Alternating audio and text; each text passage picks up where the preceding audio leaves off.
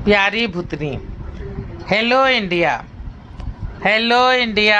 बड़ों को ढेर सारा प्रणाम, छोटों को ढेर सारा प्यार।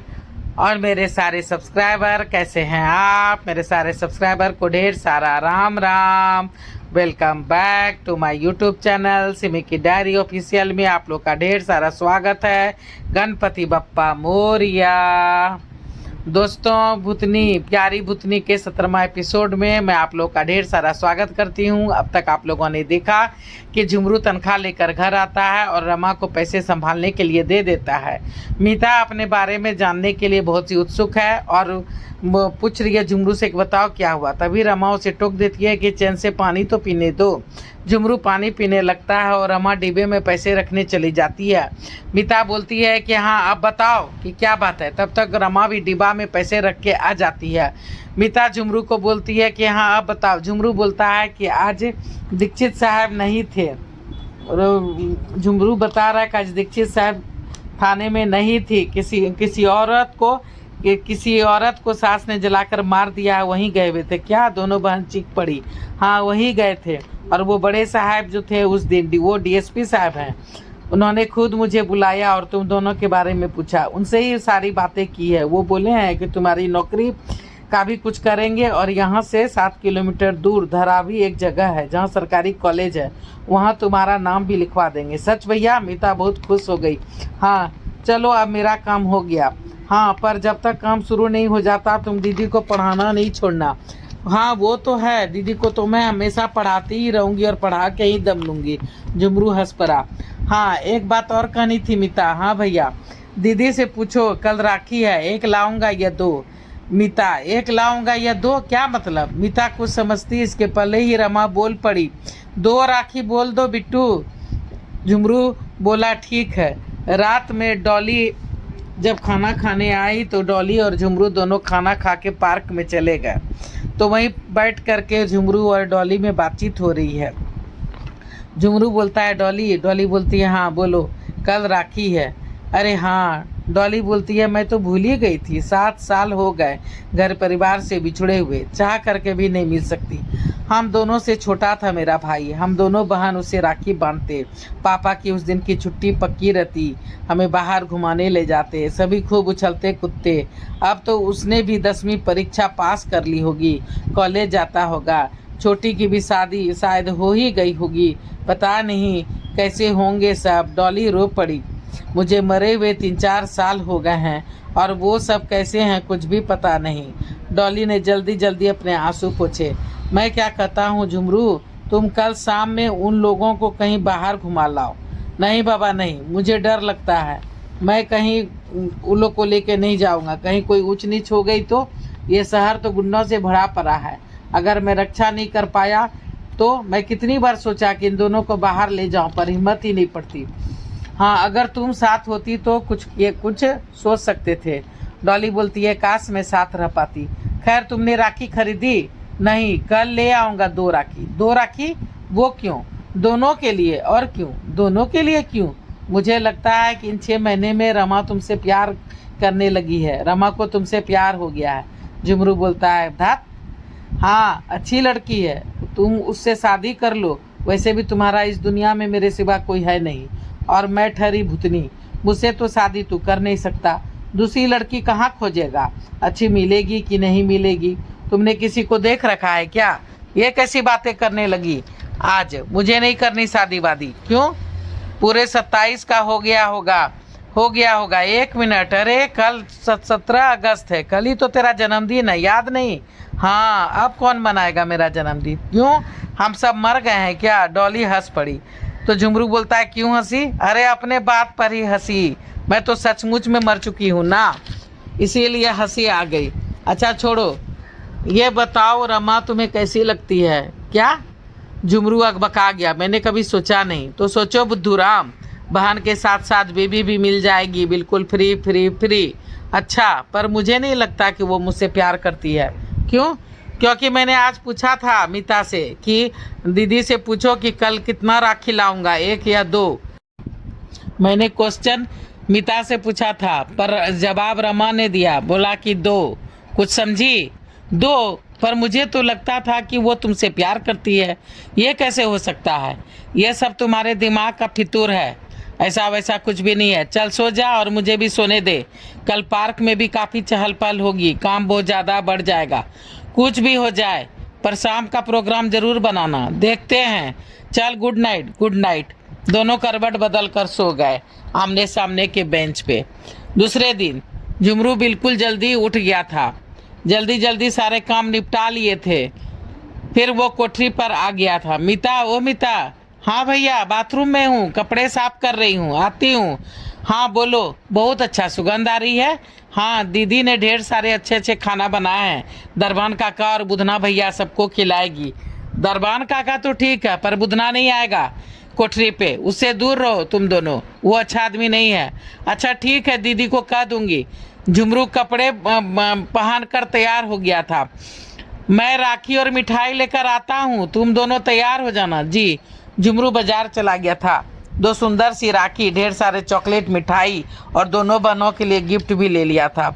आ गए भैया? हाँ ये ले, दीदी को दे दे, मैं बाहर चापाकल पे ही नहा लेता हूँ। हाँ ठीक है। झुमरू तौलिया लेकर के बाहर नहाने चला गया था। जब से दोनों बहनें आई थी, झुमरू का वक्त बाहर ही बीतता था। बाहर का ही शौचालय और बाहर का ही चापाकल और नल वो यूज करने लगा था। झुमरू नहा धो करके तैयार होके आया, तब तक मीता जो है सो थाली लेकर खड़ी हो गई थी। वह थाली सजा ली थी, गाना भी लगा दिया था और खुद भी गाने लगी थी, भैया मेरे राखी के बंधन को निभाना। फिर उसने आरती उतारी, तिलक किया, राखी बांधी, मिठाई खिलाई। मेरा गिफ्ट? हाँ ये रहा। कहाँ रखी थी थैला? यहाँ पलंग पर। हाँ ये वाला तुम्हारा है और ये वाला रमा जी का। मीता ने पैर छू लिए। जीती रह। चल अब रमा जी को भी बोल राखी बांध दे, बड़ी भूख लगी है। दीदी तो मंदिर गई है भैया, आती ही होगी। वो लो आ रही है, साथ में दरबान काका और बुधना भी है। क्या? हाँ। झुमरू खून का घूंट पीकर रह गया। दीदी हाँ चल जल्दी से राखी बांध दे, फिर खाना लगाते हैं सबके लिए।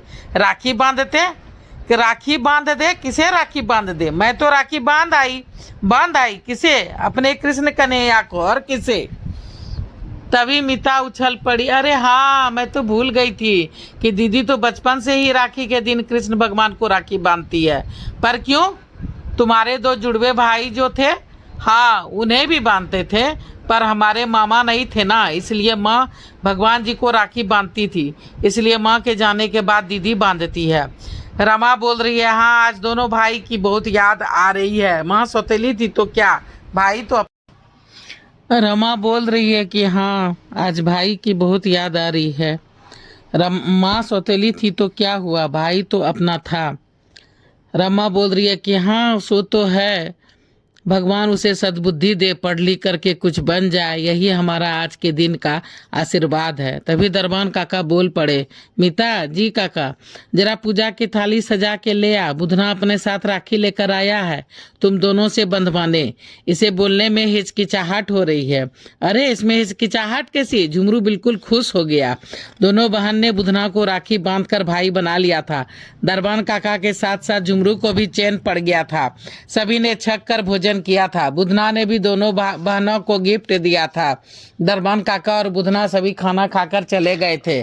दोनों बहन भी किचन में खाना खाने चली गई थी। झुमरू बाहर बरामदे में ही पंखा चला करके लेट गया था और ना चाहते हुए भी आज सोचने को विवश हो गया था कि कहीं डॉली की बात सच तो नहीं है, कहीं सचमुच में रमा जी मुझसे प्यार तो नहीं करती। पर मेरे दिल में तो ऐसा वैसा कुछ नहीं है।